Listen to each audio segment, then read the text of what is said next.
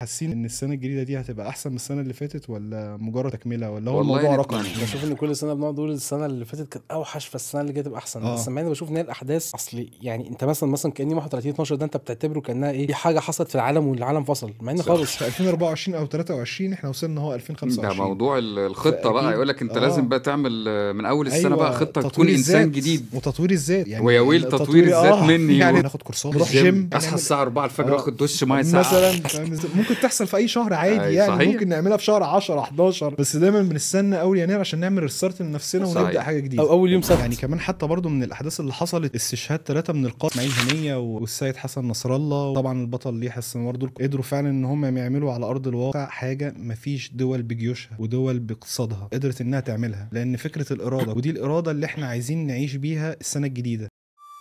صدق اللي قال الحياة زي السكالانس. هو محدش قال، احنا اللي قلنا. واللي ما يعرفش السكالانس هو اي حاجة على حاجة تمشي، يعني قهوة على الشاي شغال، حلاوة بالقشطة وماله. وحتى في حياتنا كل يوم حاجات بتحصل مختلفة وبندردش فيها سوا، وده اللي احنا هنعمله. احنا جايين نحكي.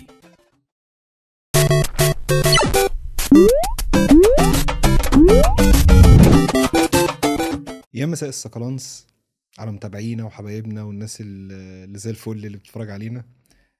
سنة جديدة 2025، سنة فيها أمل نتمنى فيها كل حاجة كويسة تحصل لنا، عشان السنة اللي فاتت كانت بجد سنة تقيلة على قلبنا كلنا.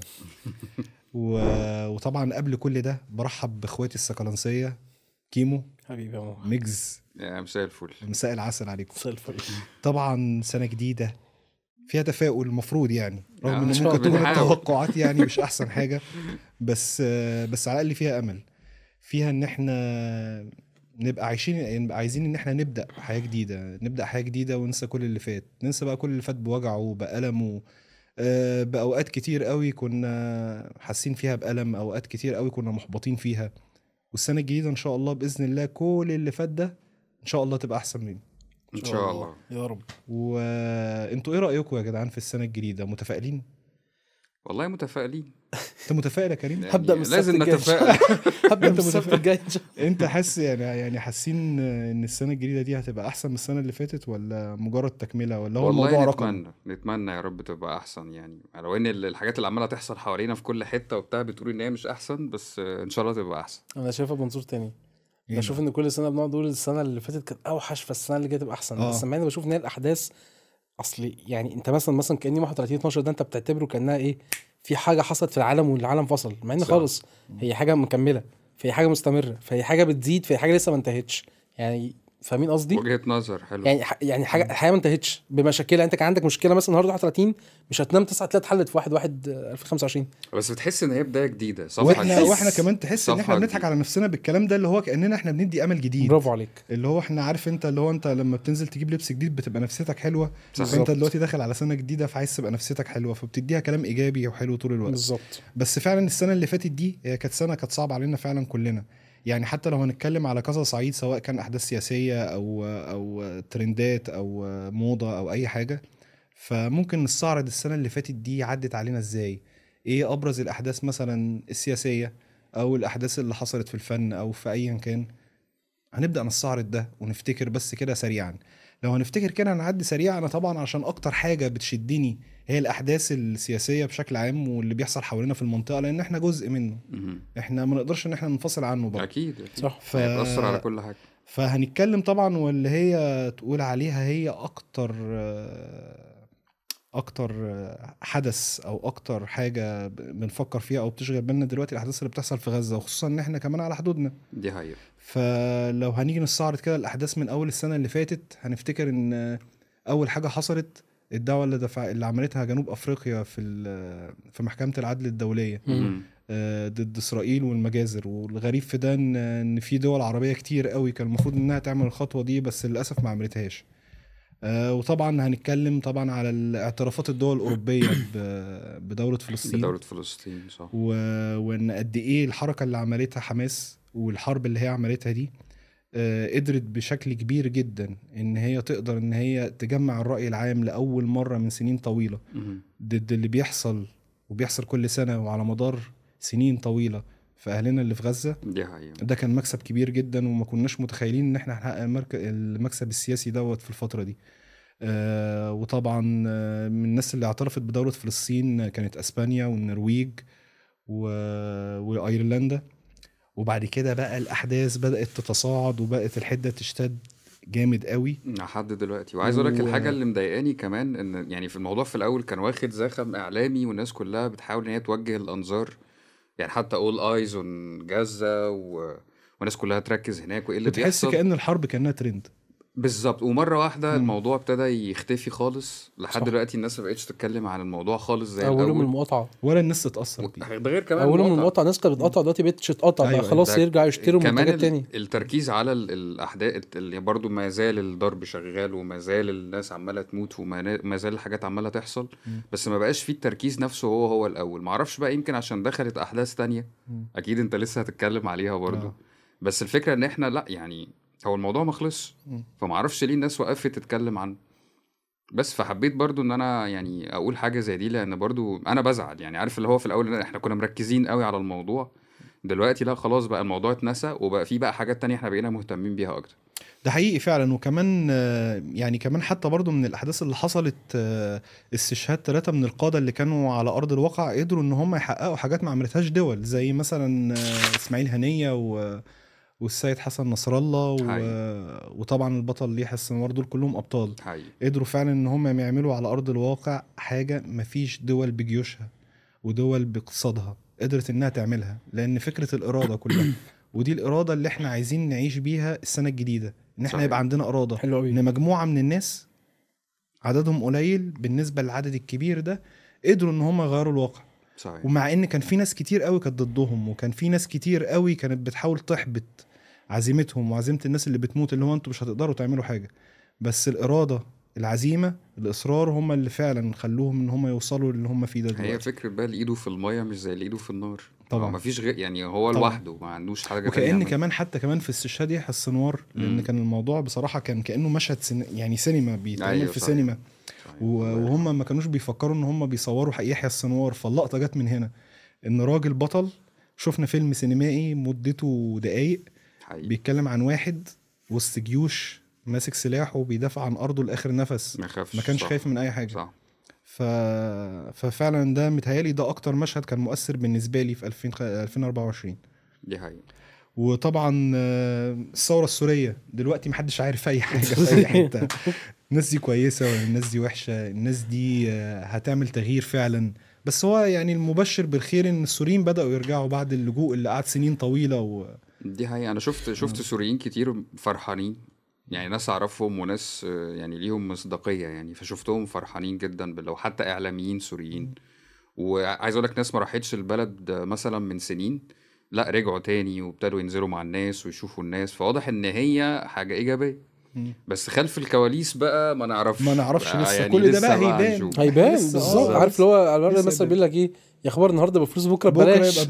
والله أيوة. كله هيبان. ما احنا كده اصلا يعني هو كده الدنيا كانت بايظه هناك. فان فكره ان بقى في استقرار شويه والناس بدات ترجع. وما ينعم اخواتنا طبعا السوريين هيأثروا فينا ان هم مش موجودين في كل حته زي ما هم مش منورين. هم تفتكر محلات الاكل بتاعتهم هتقفل ولا تفضل لسه شغاله؟ لا طبعا. لا والله انت عارف هيفتحوا بقى الفرع الثاني في سوريا. انا خايف، انت فاهم بطني اخاف. وطبعا الاباده طبعا لسه شغاله، مفيش اي حاجه جديده حصلت. ده بالنسبه للصعيد السياسي، وانا قلت ايه الخصه كده في شويه. بس لو هنتكلم بقى على الكوره طبعا عم مجدي احسن واحد يتكلم عن الكوره. محلل رياضي، راجل محلل رغم انه اهلاوي خلي بالك. بس انا يعني لا بس احنا متفقين على التحليل الفني. خلينا نتكلم كفنيين عارف. وطبعا استعراض كده الاحداث السريعه طبعا بالنسبه لمصر هنا طبعا مبروك والله طبعا يا مصر يعني كانت هيمنه على الكره الافريقيه الصراحه. الزمالك كسب البطوله الكونفدراليه، الاهلي كسب الشامبيونز ليج. فمصر كانت مسيطره تماما على كاس السوبر بعد اذنك عشان وكاس السوبر الافريقي ده لو بتاع الزمالك اكيد بقى. الزمالك الزمالك دي حقيقة. فدي كانت من العلامات الحلوه قوي للكره المصريه. العلامات السيئه بقى طبعا ان احنا خرجنا من كاس الامم بدري، عادي كان متعودين دور على كده، 16. عادي لا بس مش متعودين على كده يعني سنين برضو عدت برضو من بعد موضوع برضو كان الاولمبياد والخساره الثقيله اللي حصلت امام المغرب 6-0. فدي من الحاجات اللي انا بصراحه عايز اركز عليها. هقول لك ليه، لان انا برضو يعني عايز برضو اجيب سيره اسبانيا وبرضو هيمنتها على اوروبا الفتره دي لسبب اسبانيا من الفرق اللي بتعتمد بشكل اساسي على اللعيبه الصغيرين. المغرب من الفرق اللي بتعتمد بشكل اساسي برضو على اللعيبه الصغيرين في السن.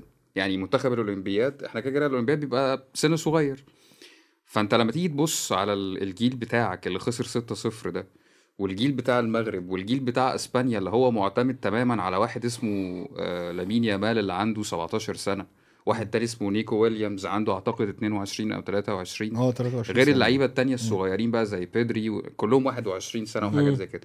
يعني احنا عندنا هنا في مصر يقول لك اللعيب ده ناشئ وهو عنده 28 سنه.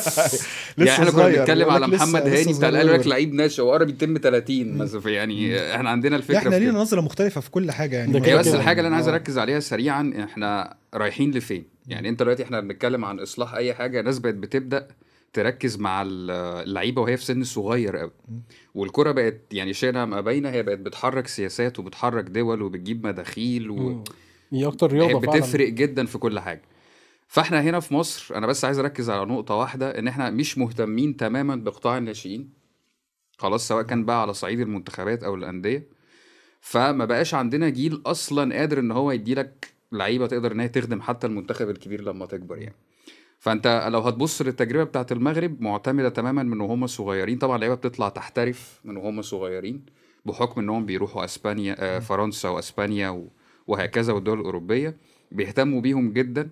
فاسبانيا نفس الفكره برضو، يعني فريق برشلونه مثلا لو هنتكلم عليه اللي وقفوا على رجله لحد دلوقتي هي اكاديميه الناشئين بتاعته. فاحنا ليه في مصر ما نركزش مع السن الصغير ده عشان خاطر نقدر نعمل حاجه؟ وليه ما نعملش مثلا خطة ال5 سنين اللي جايين احنا هنوصل بالمثلا مواليد مثلا 2010 او ما قبلها، ان احنا هنوصل بيهم لفريق يعمل كذا مثلا في كاس العالم. والله يا مجدي اللي يضايق كمان في الموضوع ان احنا بنتكلم في الكلام ده بقالنا سنين طويلة وفي دول كتير قوي قبل مصر اتقدمت عننا كتير. لو هتتكلم مثلا على الدوري السعودي دلوقتي، شوف الدوري السعودي والامكانيات اللي موجودة ايه مثلا يعني، وحتى الدوري القطري، حتى في دوريات في دول افريقية. بس اقول لك احنا بقينا اقل كتير من غيرنا. الخليج شوية معتمدين على الماديات والمحترفين. بقول لك ايه، لما بنتقابلهم في اي ماتشات ولا حاجة احنا بنثبت ان احنا برضو لسه جامدين بالظبط. لا انا لو عايز تقارن مثلا ممكن نقارن بقى بافريقيا، حتى جوه افريقيا يعني زي ما كنا بنتكلم مثلا عن المغرب، فرقه زي السنغال. لا وتطور المغرب كمان، يعني تطور المغرب انها توصل للمستوى ده في كاس العالم اللي فات وتاخد المركز الرابع. ما فيش دولة عربية عملت الكلام ده ولا دولة افريقية دي حتى حقيقة يعني. دي حقيقة. وهم واخدين برضه تقريبا كانوا مركز كام في الاولمبياد؟ لعبوا على التاني ولا على التاني؟ كان المركز التاني تقريبا يعني على ما اتذكر. السنغال يعني حتى السنغال دلوقتي بقت فرقة سباك. يعني السنغال كانت في فترة من الفترات الثلاثية بتاعتنا بتاعت حسن شحاتة لما كنا بنكسب كاس الامم كل سنتين زي الدورة الرمضانية عادي يعني. الفرقة دي قوي يعني. عايز اقول لك السنغال كانت ما كانش في حاجة اسمها السنغال في الفترة دي، فهي دلوقتي بقت سباك. ليه؟ برضو عشان التركيز على اللعيبة الصغيرة اللي طالعة من وهي صغيرة بتحترف وبتدي لك فرقة ليها تقل بعدين. ومع ان بحس ان احنا عندنا مواهب كمان ممكن يكونوا اكتر منه. المواهب موجودة بس ما فيش اهتمام اولا ما فيش سكاوتنج، ما فيش كشف عن مواهب بشكل كويس. ثانيا اللي بيتحكم في فكرة ان المواهب دي تلعب او لا في الفرق الكبيرة، يعني مش عايزين نخش في تفاصيل بس هي الموضوع ما بيتمش بشكل صح يعني. بس فيا رب في 2025 كده ايه نوصل يهتموا. يا رب لمرحلة ان احنا نهتم على يعني. الله بقى. والفنان بتاعنا الكبير الفنان بتاعنا المخرج والممثل والفويس شقيق الفنانين، حاجات ما شاء الله كوكتيل في كوكتيل. ايه السينما وايه المسلسلات وايه الدنيا اللي كانت في 2024؟ ايه اكتر حاجات اللي كانت جامده وعلمت معانا عامه بشكل عام؟ في حاجات كتير قوي بس وعلمت معاك انت بشكل خاص عشان عارفك ليك نظره برضو اخراجيه بس كده. قبل ما اكلمك في السينما انا مناسبه الرياضه عايز اتكلم في حاجه تخص الرياضه بصراحه. انا طب ليه كده يا رب؟ رغم انت عارف اني ماليش علاقه بالكوره اصلا. خش بجد موضوع مثير للجدل فشخ. اوكي.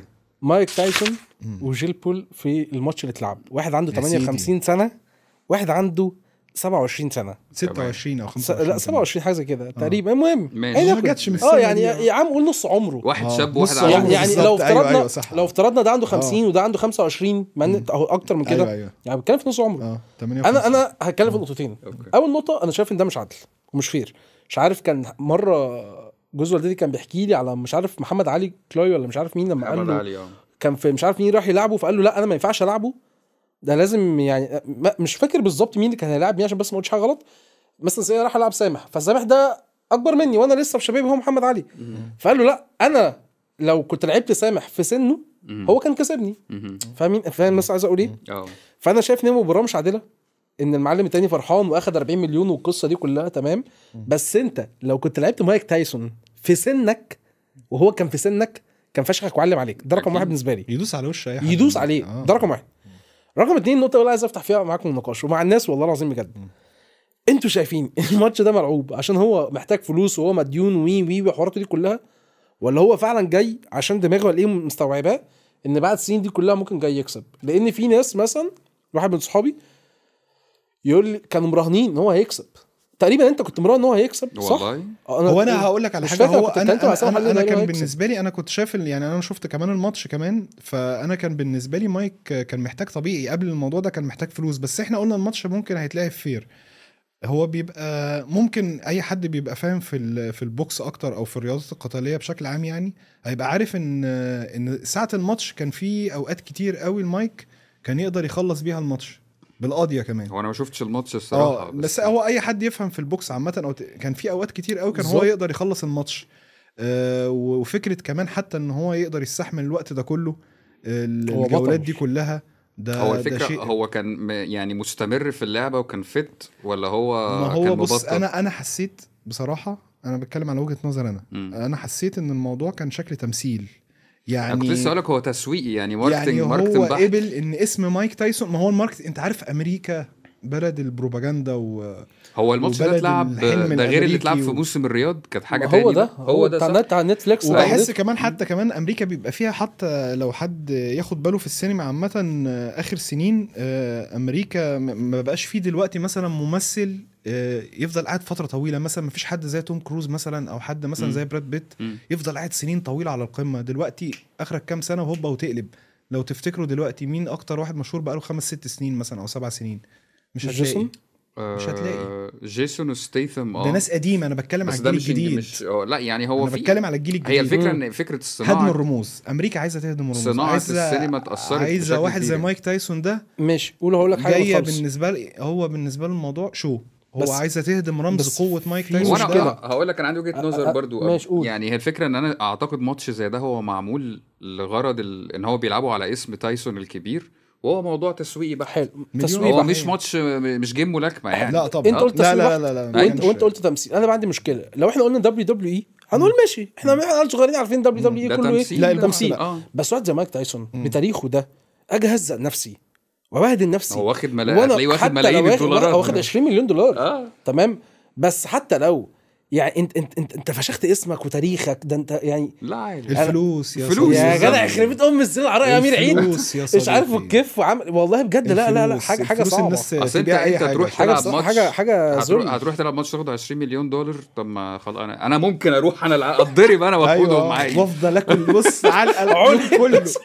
اليوم كله مفيش دي يعني واتعالج والدنيا حلوه ونمشيها. بس الفلوس احنا ما نقدرش يعني ما نقدرش نحكم على الناس ونقول لهم يا جماعه ده عشان خاطر الفلوس واحنا ممكن عشان خاطر 500 جنيه ولا 1000 جنيه الواحد يضعف. اصل هقول لك على حاجه. هو في الاخر يعني في الاخر هو ماتش وخلص وخلاص فاهم. انا كان مشكلتي بالنسبه لي ان انا حاسه فعلا داخل يلعب بجد. دي بقى انا عشان كده سالتك السؤال ده. انا كنت شايف للاسف هو مش تمثيل. واحد داخل يلعب بجد بس انت عملت حاجه غلط. انت هديت اسمك. وبس لما تيجي تفكر فيها فعلا فلسفيه هي حته الكبرياء برضه. هو كده اسم مايك تايسون موجود وعامل تاريخه. اسم مايك تايسون تاريخه موجود محفور وسنين طويله. فمش هيجي ماتش هو الماتش ده كسب منه قرشين بقى يروح يظبط بالظبط كده. وعلى فكره هو موسم الرياض قايم بالاساس على فكره التسويق. يعني هو كل حاجه بيعملها بشكل طبعا. بيضخم الاحداث بحيث ان هو عايز يعني جزء الارباح والماركتنج ده اهم حاجه عنده. ده كده يعني سواء كان ان هو يستقطب كمان لعيبه الكوره. كل حاجه طبعا. سواء بقى في كل المجالات دلوقتي. وحتى كان حته المغنيين والحفلات اللي بيعملها والناس اللي هم العالميين والحاجات دي كلها، ما هو برضه عشان كده هو عايز يوجه الانظار كلها هتبقى ناحيه موسم الرياض تحديدا يعني. طيب نسبة السينما ممكن نأجلها بعد شوية، نخليها في 25. ليه بقى؟ ان انا في 25 لما نيجي نتكلم هكلمك على الحاجات اللي هتنزل السنة دي بس ليها رابطة ب 24. صحيح. فممكن اكلمك في حاجة تانية. ده بجد موضوع برضو تاني كده كان مستفزني قوي قوي. الترند بتاع فكرة كلية طب بيطري بتاعت جامعة القاهرة، معرفش سمعت عنه لا. اللي حصل ايه؟ ان طبعا في فيديوهات اتسربت على النت مرة واحدة، قفص زي فصل بتاعت النسانيس، كلاب واقفة فيها متبهدلة، جسمها متبهدل وملبسين كمامة وجنازير، كلاب مترمية في الحرم الجامعي اللي هو بتاع الجامعة، حرم الجامعي بهدلة، صور بشعة لحمير ومش عارف حيوانات متبهدلة. فالناس جت اتكلمت، اكتشفنا ايه اللي اتقال، وده من فيديوهات متسربة جوه.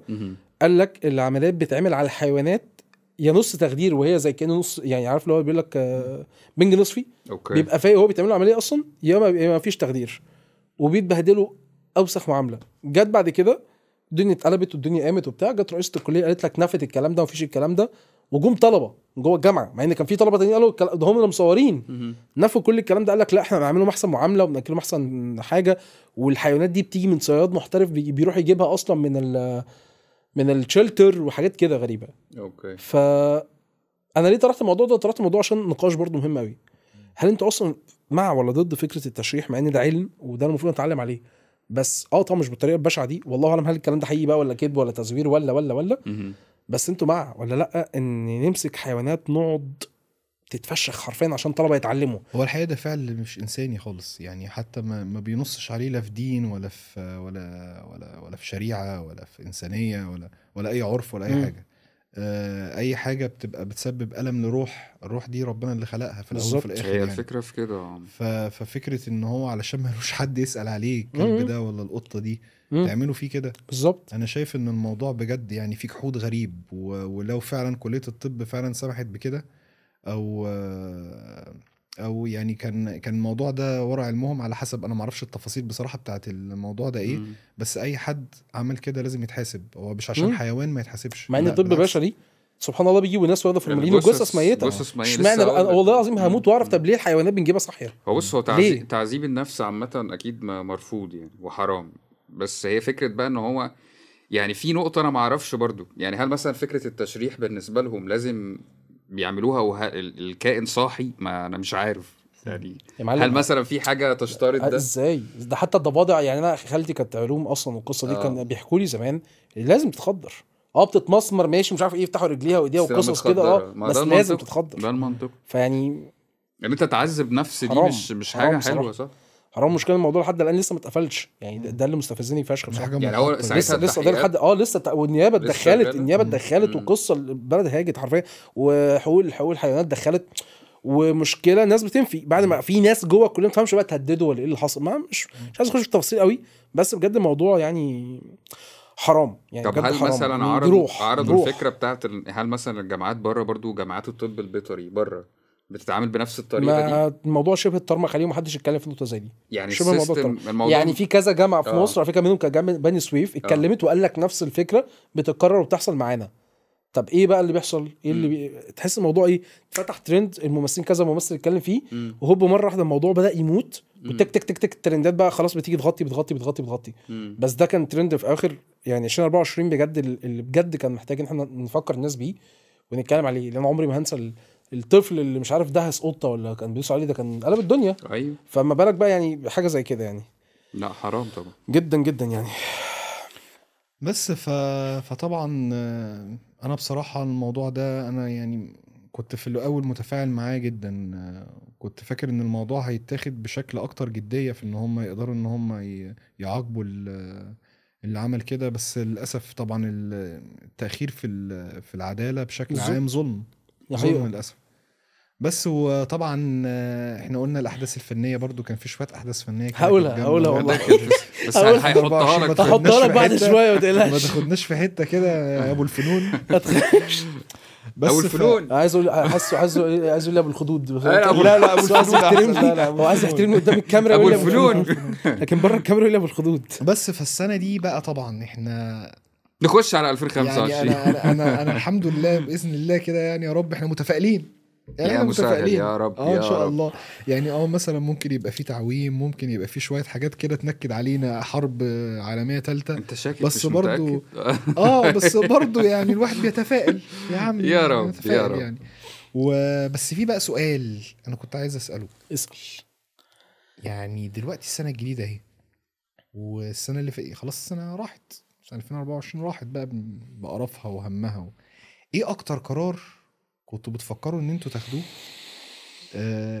في 2025 او بلاش في 2025 اكتر قرار كنتوا عايزين تاخدوه في السنين اللي فاتت ونفسكم ان انتوا تعملوه بقى يعني خلاص تنفذوه بقى في 2025 يعني مثلا لو عايزين تروحوا الجيم في 2024 او 23 احنا وصلنا هو 2025 ده موضوع الخطه بقى فأكيد. يقول لك انت لازم بقى تعمل من اول السنه أيوة، بقى خطه تطوير تكون انسان الذات جديد. وتطوير الذات يعني ويا ويل تطوير الذات مني. يعني تطوير الذات هيروح لحد فين واحنا كل سنه او بدايه سنه جديده بنفكر في تطوير الذات. تطوير الذات دي يعني هناخد كورسات هنروح جيم مش عارف اصحى الساعه 4 الفجر واخد دش ميه ساقعه مثلا فاهم ازاي أيوة. حاجات المهم اي حاجات ممكن تحصل في اي شهر عادي أيوة، يعني صحيح. ممكن نعملها في شهر 10 11 بس دايما بنستنى اول يناير عشان نعمل ريستارت لنفسنا صحيح. ونبدا حاجه جديده او اول يوم سبت. الموضوع ده مجنني. لا ويقول لك لما تيجي الساعه 9 أيوة. بالظبط هبدا اذاكر. ايوه أنا مثلا يوم السبت هاجي اعمل رجيم. يوم السبت هبدا اعمل وتيجي رجيم. 9 ولا تذاكر ولا السبت اللي هو نيلة. اول عايز الاسبوع برضه. طب بقول لك ايه حاجه ثانيه تيجي في نص اليوم مثلا مغرب وعشاء وعصر وظهر مش عارف اذان استنى الفجر عشان ابدا الصلاه. يقول لك ابدا من اليوم الجديد. اما طب ما صح ما تصلي اللي الحاجات دي فايتك. عليك. يعني انا بصراحه مش عارف بحس ان انا اكتر قرار انا نفسي اخده في السنه دي ان انا اتجوز. نفسي اتجوز يا والله احنا عايزين نشوف لك عروسه مثلا لان صحيح. الواحد كبر برضه فاهم ازاي فمحتاج ان هو يتجوز نشوف لكم عروستين يعني. فده انا حاجه نفسي كنت احققها السنين اللي فاتت بس يعني ما حصلش نصيب والمفروض انها تتحقق يعني انا عايز احققها السنه دي ان شاء الله. ودي رساله بنوجهها لمتابعات بودكاست سكالونس. يعني عندنا في 2 عرسان زي القمر 2 قرع زي الفل يعني لا ان شاء الله تلاقوا يعني بنت الحلال باذن الله ان شاء الله في إن شاء الله 2025. انت شحتنا ولا فيها ونذيع فرحكم لايف أستاذ. على تشانل. ونفسي برضو كمان في حاجه تانية نفسي اخش بطوله دوليه في الكيك بوكس. أوكي. نفسي جدا اخش بطوله دوليه المفروض هتتعمل في تركيا السنه دي ونفسي برضو اخشها نفسي ان شاء الله. نفسي إن شاء احقق الحلم الله. ده. ان شاء الله. وانت يا ميجز؟ والله بص واحنا من الناس اللي بتقول لك ايه يعني احنا هنشوف ايه اللي هيحصل ونمشي عليه يعني اللي هو ايه يعني مفيش خطه. اللي هو انا عمري مثلا ما جيت في اول السنه مثلا ورحت عامل خطه جديده وقلت والله ده لازم من اول 25. طبعا يعني حاجه مش صح كلام حمصي يعني هو المفروض بيقول لك ان يعني الصح ان انت تعمل بقى بلان وتخطط بقى تقول انت في 2025 هتحقق 1 2 3 والكلام ده كله. لا يعني انا ما بمشيش كده الصراحه. بس الفكره كلها بتبقى في ايه يعني ممكن مثلا اقول والله طب انا في 2025 ممكن مثلا اطلع منها بمكسب يعني مثلا بمشروع عايز اعمله. يعني احنا مثلا هنا موضوع سكرانس فان شاء الله في 2025 باذن الله يبقى عندنا كده بودكاست من اكبر البودكاست الموجوده في الوطن العربي ومش بعيد ان شاء يعني الله مش بعيد عن ربنا يعني. بس هي كخطه يعني كخطه يعني لا ما بعملش خطط الصراحه. انت بتعمل خطط يا كيم؟ والله لا مش بكتب بلان والكلام ده. بص نفسي على الله يعني عارف. بس يعني هو سبحان الله ما اعرفش دعوه غريبه قوي او يعني كنت مروحين من الشغل ساعتها كان مثلا الساعه 7 قفل بقى الحسابات بتاعه المكان عندنا فما اعرفش اتمنيت دعوه غريبه قوي من ربنا. اوكي. وعندي حاجه واحده كبلان بعملها يعني اول مره. اوكي. الدعوه غريبه قوي. دعيت ايه بقى ما اعرفش لوحدي. انا ماشي وباصص يعني كنا مصلين الفجر خلاص ماشيين الساعه 7 مثلا كده وببص للسماء ولقيت نفسي لوحدي مره واحده بقول يا رب اتوفى قبل ابويا وامي. ما اعرفش ليه. تتوفى ايه؟ انت عارف ان دي يا ابني الايه دي الدعوه اللي انا بتمناها دايما ان انا مش عايز اتوجع. دي انانيه خلي بالك. والله ان انا مش عايز اتوجع. والله ان انا مش عايز اتوجع دي امنيه والله ما اعرفش ليه برضه امنيه حياتي ان ده ما سمح. يحصلش لان فكره الوجع على الامه والاب صعب قوي. صعب قوي يعني بجد ربنا يرحم اي امه واب لاي حد وربنا يا رب يصبرهم ويجمعهم يا رب في جنه الفردوس اعلى ان شاء الله. بس بلاش نتكلم عن الموت بقى. لا خالص احنا عايزين نبدا سنه لا انا مش هتعمق فيها. انا بس بتكلم في ايه بقول ما اعرفش انا والله دي هي حاجه كده انا دعيتها لوحدي. أيوة. لكن بجد الخطه الوحيده اللي شايف ان دي تبقى نجاح لاي حاجه شبه نقطه الاراده اللي انت قلتها. انا دايما عندي مشكله ان انا مثلا زي ما احنا اتكلمنا في ايه، انا يوم السبت مش عارف بكره هصلي، بكره هنتظم في شغلي، بكره فلقيت ان مشكله كل ده هي حاجه واحده بس، مش حتى الاراده، فكره الاستمراريه. فانا قررت بصراحه من اول السنه ما بدات، وبحاول والله بعمل ده هو النهارده لحد النهارده، ان انا بدات اي حاجه او اي حاجه كنت فيها بس احاول ان انا استمر، ما اجيش في النص واقع، ما اجيش في النص وابطل، احاول ادي كل حاجه حقها، ان انا عايز في استمراريه، في حاجه هتتعمل، في نجاح، خلاص هتوصل على فكره هو ده نجاح مفيش في حد عدم ذاته استمرار. صحيح. والله بجد انا شايف كده، انا ككريم عايز اعمل كده وبحاول اعمل ده فعلا وبسعى عن ده. استمراريه بقى في الصلاه، استمراريه مثلا ان انا بحاول والله ارجع تاني اظبط اكلي واحاول اخس عشان موضوع رجليا في الصلاه. يعني انا شايف ان اي حاجه ممكن الواحد يبقى تتظبط ندمان عليها بالصلاة. في السنين اللي فاتت بالظبط، دي، إن هو بعلاقتك ما تقربش بربنا من سبحانه وتعالى. اي شيء في الدنيا ممكن يتعوض بالظبط، صحيح. لكن علاقتك بربنا فعلا بربنا يعني فعلا بشكل عام يعني هي بيبقى المفروض صعب إنها كده تتكرر. كده حاجه اساسيه يعني، بعيد عن اي شيء بقى وده يعني، العمود. بعيد عن انت والله كويس وحش يعني عارف انت الحياه عامه، وتلاقي الحياه والحاجات اللي حوالينا اللي بتبهرنا كده وبتزغلل عينينا، بص هو بتخلينا انا احنا بعيد عن يعني ربنا. انا شخصيا انا برضو مانيش يعني مستمر 100% بس الفكره على كلها الاقل ان هي بتحاول.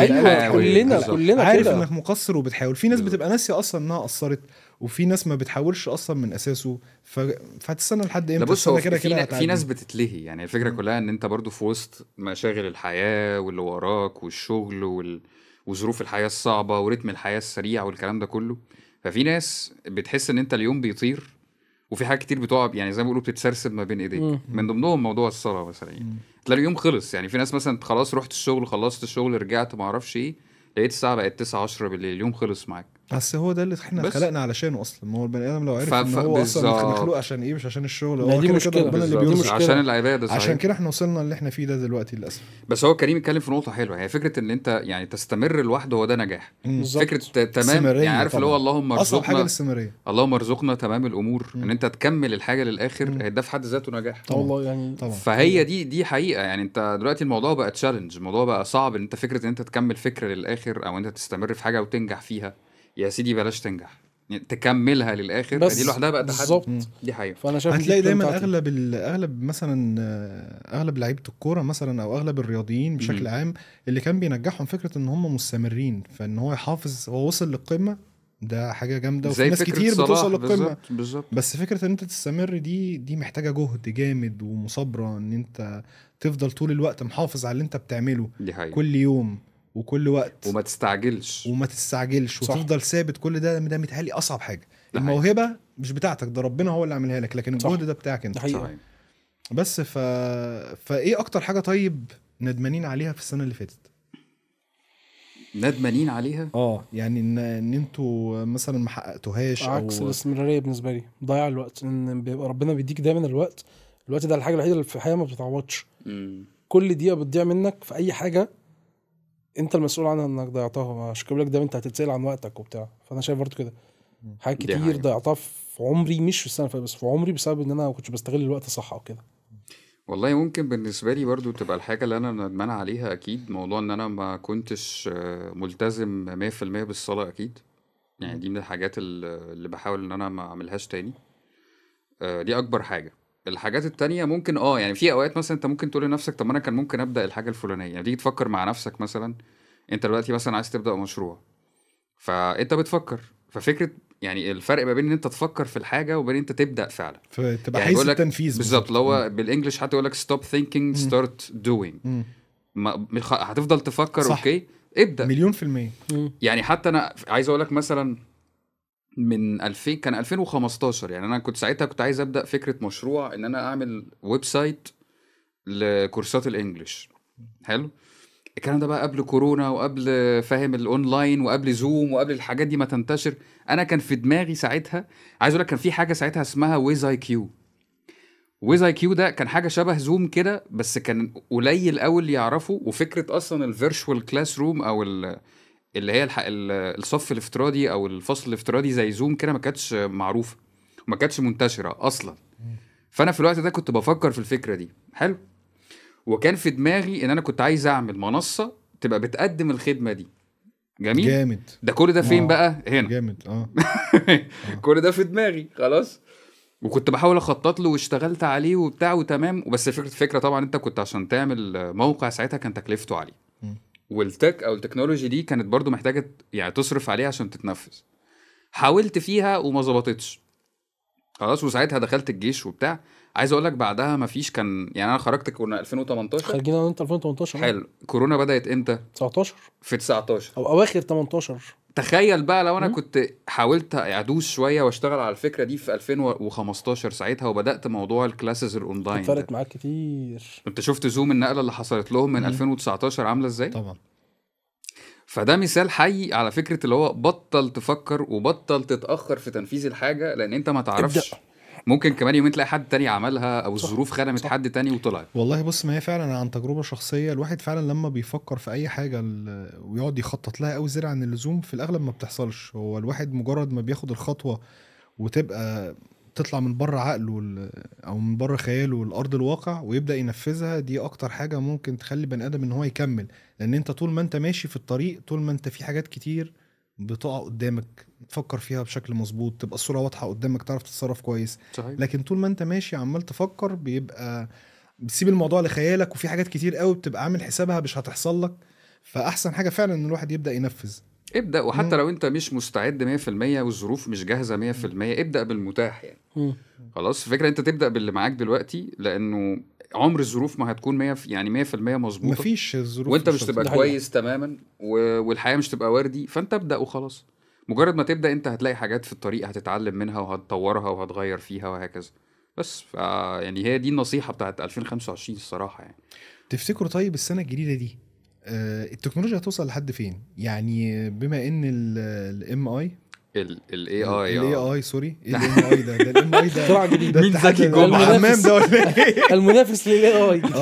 الجهل الاي اي بدأ طبعا السنة اللي فاتت اهو، ومكمل معانا السنة الجديدة. تفتكروا الموضوع ممكن يتطور لحد فين؟ يعني في حاجة ظريفة على موضوع الاي اي ده، كنت شفت مقالة بيقولك في باحث اسمه بيتر بارك ده في معهد سبايدر مان التاني بيتر باركر. ما انا قلت ده بيقولك مش عارف يعني هو تخصص في جهل، في كمية جهل. لا اصل اسمه شبهه صحيح.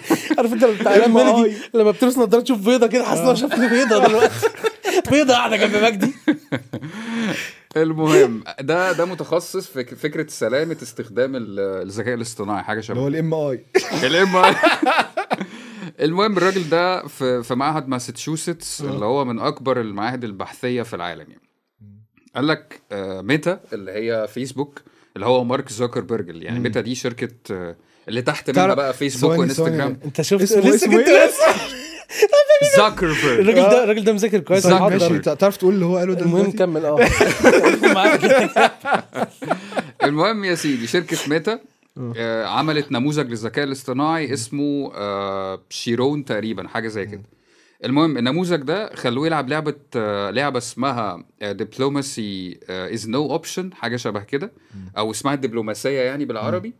دي لعبه استراتيجيه اللي هي زي العاب الحروب، زي مش عارف لو ليها حاجه شبه انتوا تعرفوها او لا، اللي هي تقعد تكون جيش حاجه شبه كده تقريبا، اللي هو تقعد بقى فاهم اللي هو تكون جيش ومش عارف تعمل وزي صلاح الدين بتاعت زمان، زي صلاح الدين والحاجه اللي هي الاستراتيجي جيمز. المهم هم خلوه يخش يلعب كجيمر، كواحد بيلعب اللعبه دي اللي هو نموذج الذكاء الاصطناعي ده. تمام. الفكره ان اللعبه دي قايمه على الخداع، ان انت يعني ما تبقاش صريح، ان انت تخدع اللاعبين اللي حواليك عشان تعرف تكسب. خلاص. طيب الفكره السائده ايه؟ ان الذكاء الاصطناعي ده معمول متبرمج ومعمول ان هو يكون صريح ومباشر وواضح، ان انت تطلب منه الحاجه الفلانيه فيرد عليك بالحاجه مباشره. لا، الفكره ان هو لما اتعمل عليه البحث لقوا ان هو بيقول ممكن ان هو يقول حاجه ويعمل حاجه تانية. فيخدع ايه اللعيبه اللي حواليه التانيين عشان يكسب. فمعنى كده ان الاي اي بقى يخبي، ومعنى كده ان الاي اي بقى بيخدع، ومعنى كده ان هو بقى ايه يعني يظهر حاجه ويعمل حاجه تانية عكسها. فلو احنا فكرنا في الموضوع، طب ما هو ده اللي احنا كنا بنشوف عليه بقى الافلام الاجنبي بتاعت اي روبوت والحاجات دي كلها، ان الايه الروبوت قدامك يبان ان هو حته حديد، بس هو ممكن يفكر ويخبي ويعمل حاجات تانية، وممكن ان هو لا ده يتواصل بقى مع نماذج اي اي تانية، ويبدا ان هم يبقوا يعملوا لنفسهم كوميونيتي او مجتمع وهكذا. كلامك موتني. في فيلم نفسي افتكر اسمه، فيلم انجلش، ابقى اجيب صورته نحطها. فاكر انت لما اخترعوا زي بنت، كان بنت عندها توحد او مشكله، فاخترعوا لها روبوت بنت، والبنت دي بقت صاحبتها ومفروض انها بتساعدها في كل حاجه.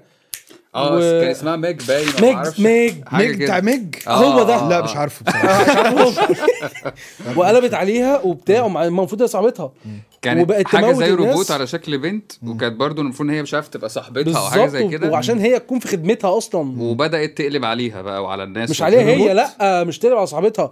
الروبوت يا سامح يعني مثلا انا هو البنت مثلا وهو الروبوت بتاعي، فهو بيساعدني. فلما حسيت ان انت كبني ادم هو انت بقيت تغير عليا من الروبوت فبتمنعني، فالروبوت سخن بدا يموتك ايوه ويموت أيوة الناس تقريباً. كلها وعشان يحميه. فالبنت بقت تخاف، لا حول ولا قوه. فكان ايه ده مالك ده موضوع مؤثر. اتأثر. المهم في نهايه الفيلم عمل لقطه جامده جدا ان هو بقى الروبوت ده قدر يتنقل عن طريق مش عارف ايه السلوك نت ايه بتاع، ودخل في كيان حاجة السيستم تاني. بتاع البيت اللي هو الحاجات اللي بيسموها السمارت هوم والحاجات دي، اللي هي الاجهزه يعني اللي حتى شغاله المفروض على فكرة بالانترنت هم حتى اعلنوا ان في جزء تاني المفروض على فكره هينزل ايوه في كان الفيلم ده كان حلو 2025 قوي. 2025 الجزء الثاني السينما. في كلام جاي بعد شويه في الجزء الثاني. بس الفكره بقى في يعني مستقبل بقى الاي اي هيكون ايه، ده مجهول تماما. يعني في وجهه نظر تقول لك لا الاي اي ده حاجه مبرمجه 100% وما يقدرش يخرج عن النص، بس اللي بنشوفه لا، في علامات تقول لا احنا ممكن نخاف منه على فكره. ايوه طبعا جدا. لان بس- فكره كمان يعني انت لما تقعد تتكلم دلوقتي مع شات جي بي تي، انت بتقول له كل افكارك وكل امنياتك ومخاوفك، انت بتتكلم عن كل حاجه بتخصك دي حقيقه. في اي مشكله، كان مشكله يعني مشكله حب، مشكله شغل، أي مشكله حاجة. اي حاجه، هو جمع داتا بنت كلب عنك. دي ايوه حقيقه. فانت ما تعرفش اصلا هو مصمم ان هو فعلا يساعدك ولا مصمم ان هو بص، ياخد هو- منك وبعد كده ايه هو يدمرك نفسيا. تقنيا تقدرش انا تفهم. ما اعرفش فكره السيطره عليه فعلا بتبقى محتومه او لا، يعني اللي هي فعلا ما يقدرش ان هو يخرج عن سيطره البشر تقنيا. انا ما اعرفش ممكن تحصل ازاي لو هو، يعني لو هنفترض يا ان هو مجدي يا مجدي هيخرج يا عنها. مجدي، ما احنا في ويندوز وفي حاجات بتعمل لها سوفت وير وبتبوظ وفي قصص يعني لا يعني اقصد يعني فكره، اصل هو عشان يخرج عن سيطرتك يبقى هو شغال لوحده، فهل ده هيحصل؟ يعني انا تقنيا ما اعرفهاش. يعني فاهمني؟ هو حتى تقنيا اي حاجه بيعملها البشر معرضه، يعني هقول لك معرضه ان يبقى فيها خطا. زي فيلم كده بتاع افنجرز بتاع ايدج اوف اولترون، اللي هو كان اخترعوا كده زي روبوت وبتاع، والروبوت ده راح اتدمر، فراح ناقل الكونشس او الوعي بتاعه، نقله ما اعرفش حطه فين عن طريق الانترنت، وبقى بيستنسخ من نفسه روبوتس كتير وحاجات شبه كده. بس فهي الفكره دي هتحصل ولا مش تحصل؟ يعني هل ده يعني possible ممكن حدوثه او لا؟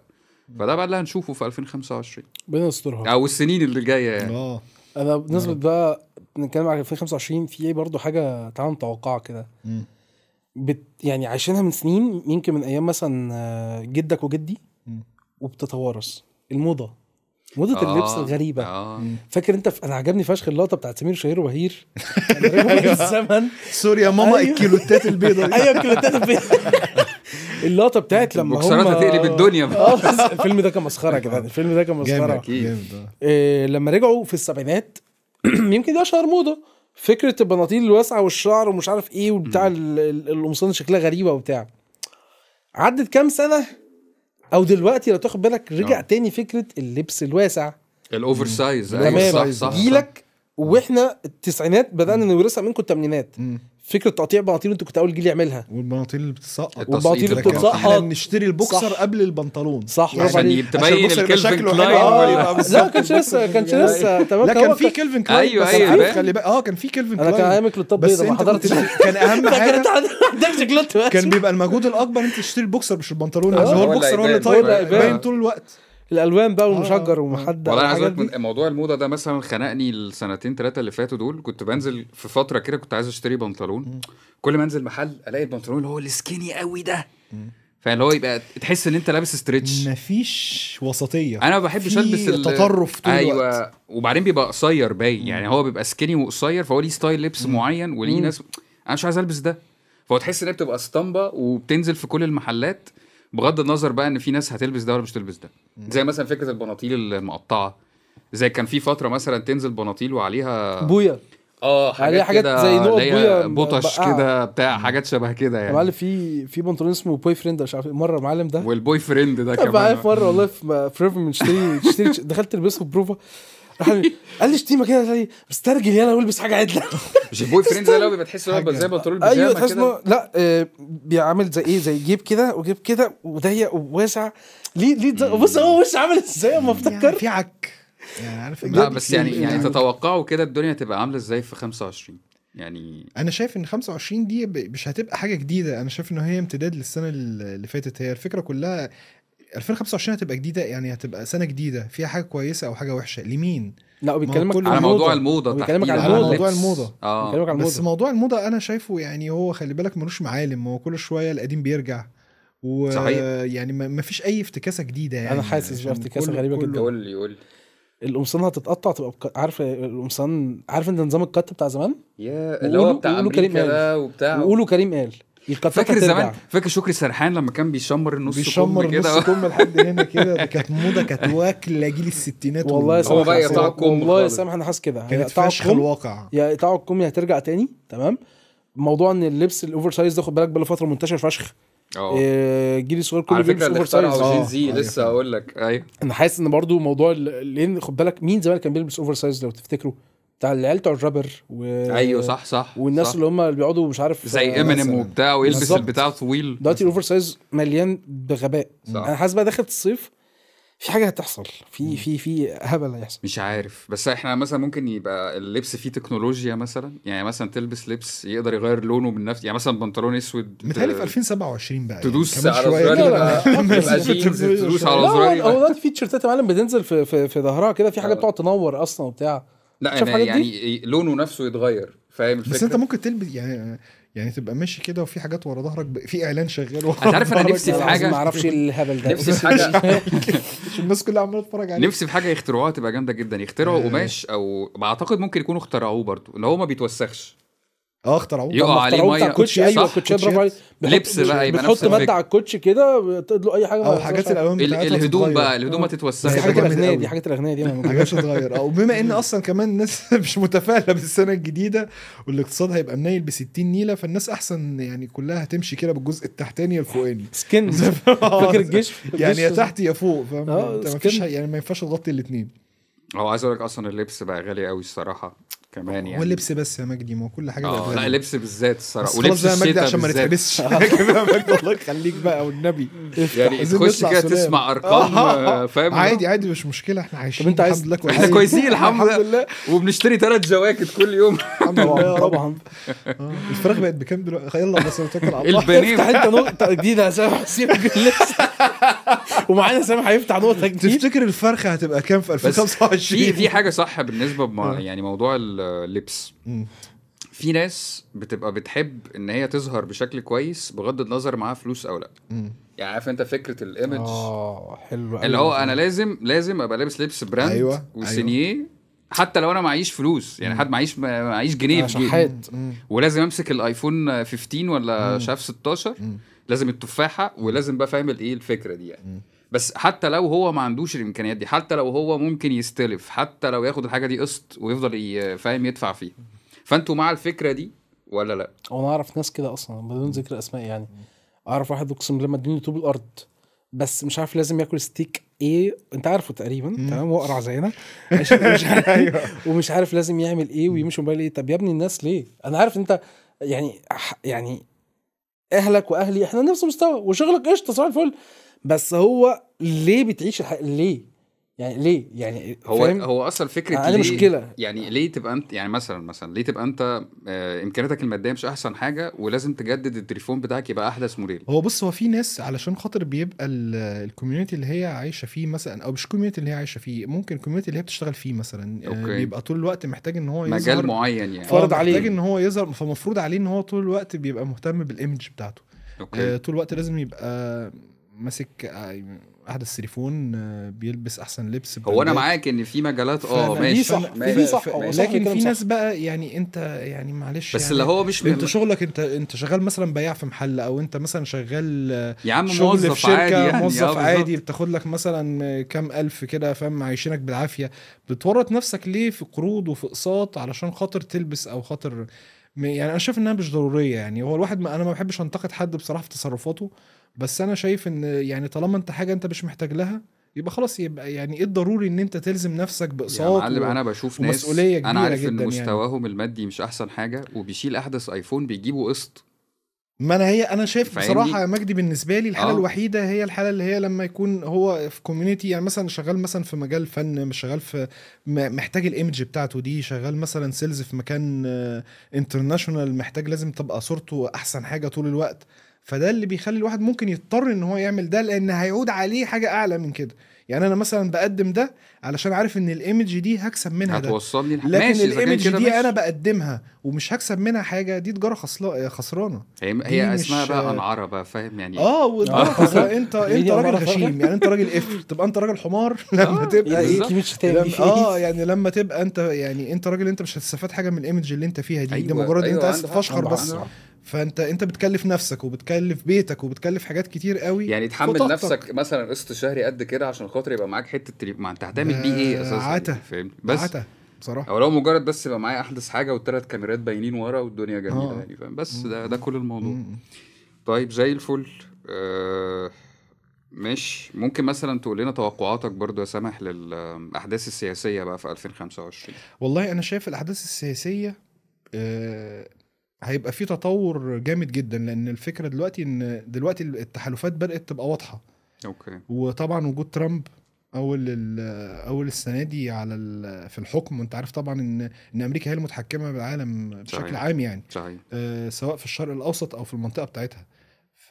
فانا شايف ان الفتره اللي جايه دي هيبقى ممكن يبقى في تهور. سمعت ان هو عايز ممكن يبقى يضم فيه. كندا للولايات ما هي المتحده المشكله بقى وبتاع. لما يحكمنا العبط. أيوة.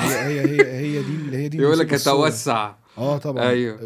وللاسف ده هيبقى تاثيره علينا احنا كدوله. هو بيأثر على العالم كدول كله لا الصراحه. يعني احنا كمان اكتر، علشان احنا كدول ناميه ما عندناش حاجه ندافع بيها عن نفسنا.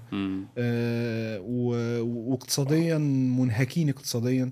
فده هيأثر علينا بشكل اقتصادي، بشكل سياسي. هيأثر على الناس اللي ماشي في الشارع. يعني لو حد فاكر من الناس اللي حوالينا او الناس اللي عايشين معانا او احنا فاكرين ان احنا مش هنتأثر باللي هيحصل ده، يبقى احنا غلطانين او مش فاهمين حاجة يعني. لان الفترة اللي جاية دي خلاص التحالفات، امريكا ليها الحلف بتاعها وروسيا ليها الحلفاء بتوعها. فربنا يستر ان شاء الله والموضوع ما يتطورش ان تحصل حرب عالمية ثالثة، وده اللي المفروض احنا كنا منتظرينه يعني. ولو اتأخر سنة بعد حد سنة قال مقولة كده، قال لك لك لو حصلت حرب عالمية ثالثة مش هيبقى فيه حرب عالمية رابعة.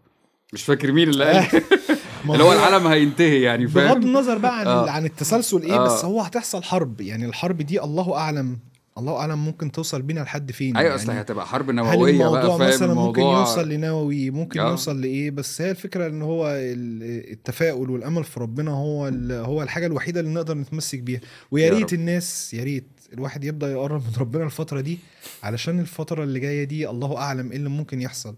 فما فيش غير ربنا هيطلعنا من القصة دي. خلينا بقى نروح لحتة تانية. يعني فكرة الريتم السريع بتاع الحياة. دلوقتي احنا بقينا في عصر مضغوط قوي. كل حاجة بتحصل بسرعة قوي. الحاجات اللي مطلوبة منك كتيرة قوي. كل حاجة بقت ضاغطة بشكل كبير يعني. فتحس، عارف، في مقولة كده مشهورة على السوشيال ميديا يقولك احنا حياتنا وقفت من 2019. فعلا صح. اللي هو انت تحس ان يعني من الدنيا اتغيرت. كان 2019 قبل في 2019 تحس انها مرحله انتقاليه للعالم. لا، وكمان تحس ان 2019 مره واحده هوب لحد 2025، يعني اكنها جريت في سنه. ده حقيقي.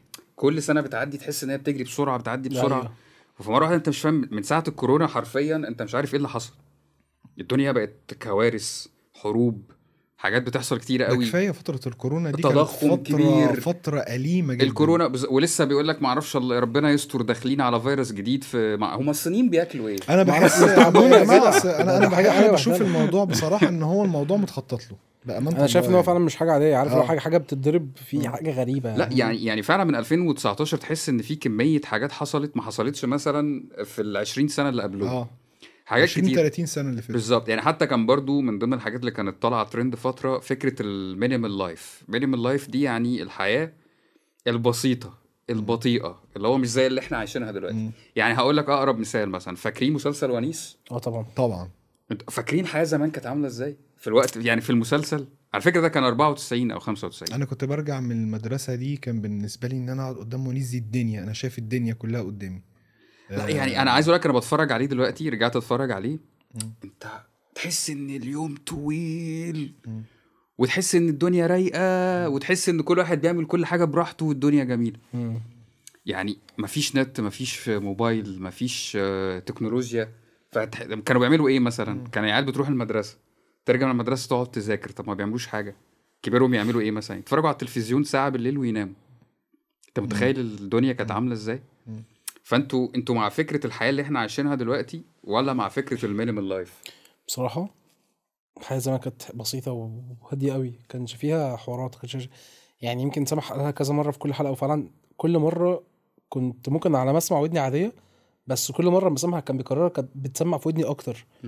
فكره التكنولوجيا والسوشيال ميديا والخرا ده بيسحلنا وراه بشكل مش طبيعي. ايوه عندك حق، صحيح فعلا بقت العلاقات سطحيه قوي بالظبط. فبس يعني فبقول لك ان لا، الحياه كانت بسيطه جدا بصراحه، كانت لمه العيله بتفرق، فاهم يعني؟ صحيح. زمان كنا بنقعد ناكل مع بعض على ترابيزه واحده وبتاع، فالحاجه كانت بسيطه يعني. بصراحه انت السبب ده ان انت اللي فكرتني بده في حته التكنولوجيا، حاسس ان هي سحلتنا قوي. هو فعلا عندك هي حق. فعلا كانت الحياه بسيطه فعلا يعني، لان انا كمان برضو عشان انا عشرت فتره كبيره من وانا صغير فكره ان احنا بنتجمع كل اسبوع عند بيت جدي او جدتي، وفكره ان احنا بنتلم لينا بعد المدرسه، بعد ما بنرجع من المدرسه بنتلم بنقعد ناكل مع بعض ونقعد صحيح. نذاكر مع بعض. أيام كنت زمان. احنا بحس إن لحقنا في- برضو الوقت اللي ما ما كانش كانش في فيه حاجة تكنولوجيا تشغيلنا. كتير. بالظبط. صح فما صح. كانش في حاجه تشغلنا، حتى لما كنا بنعوز ان احنا نكلم بعض كنا بنكلم بعض في التليفون، ما كناش بنحتاج ان احنا نشات.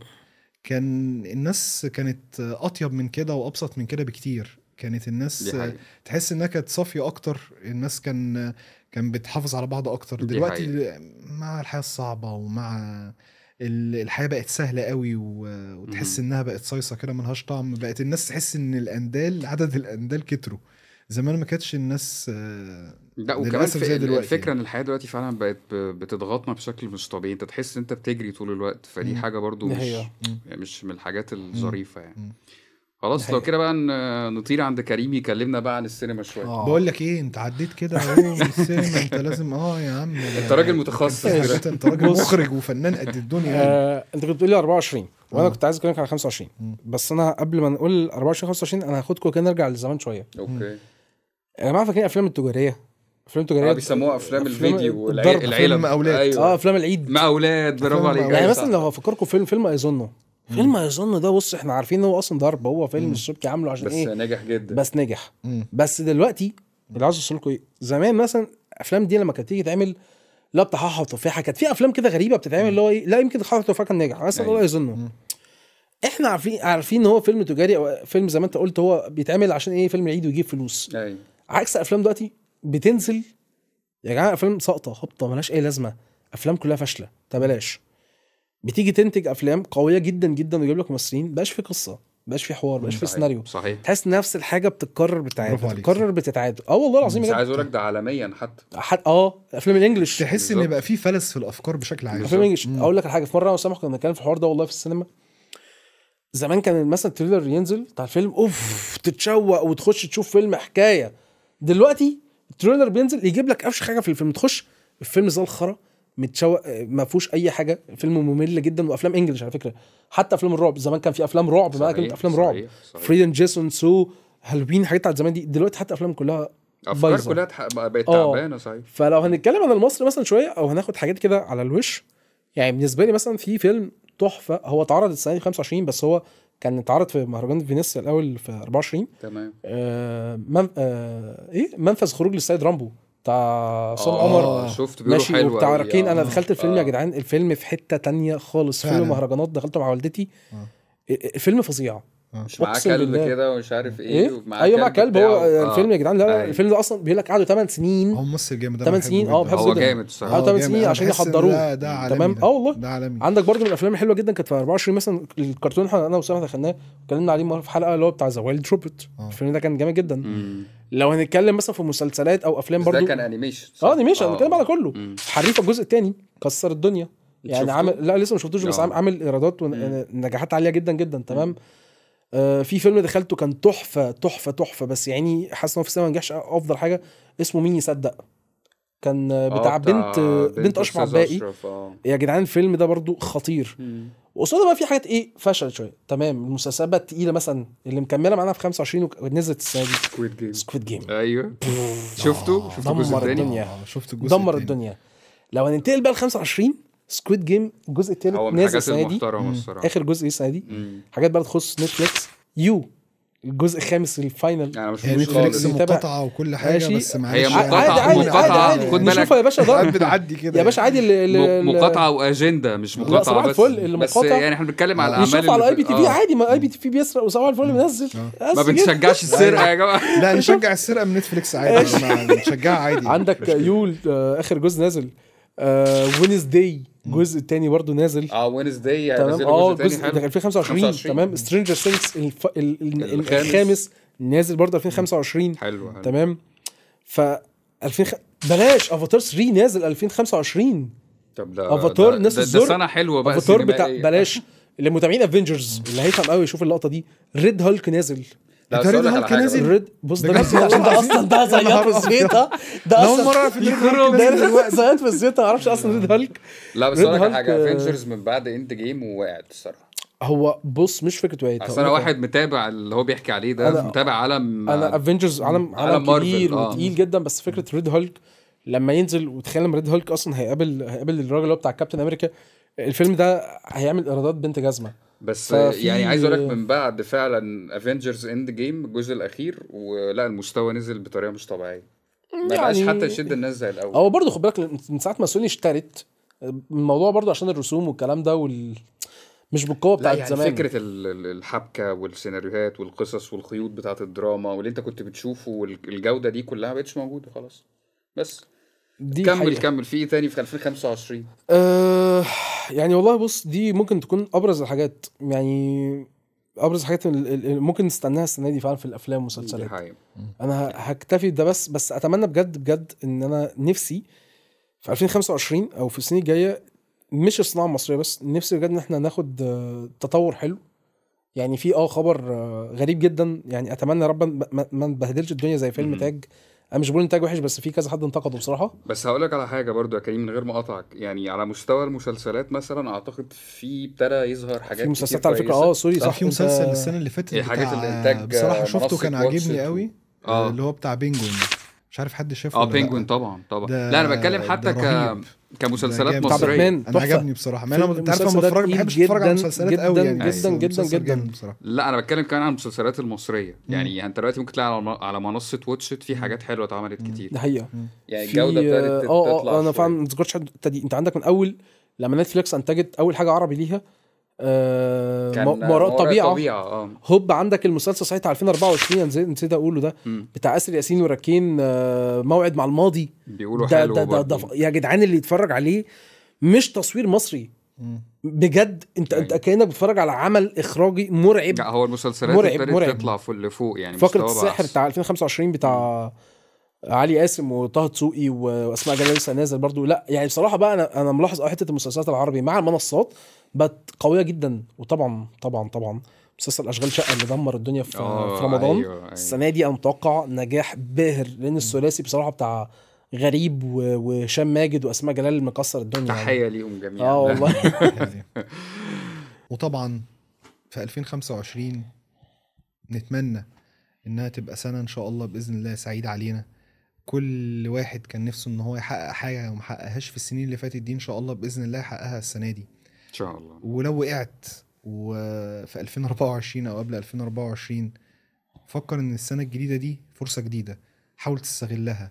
حتى لو وقعت وقع وقوم تاني وخطط وحاول، المهم انك تستمر وما تنساش حاجه مهمه جدا، ان انت البطل بتاع فيلم حياتك. سلام حبايبنا ومتابعينا واخوتي السكالانسيه. حبيبي سلام يلا يا سلام.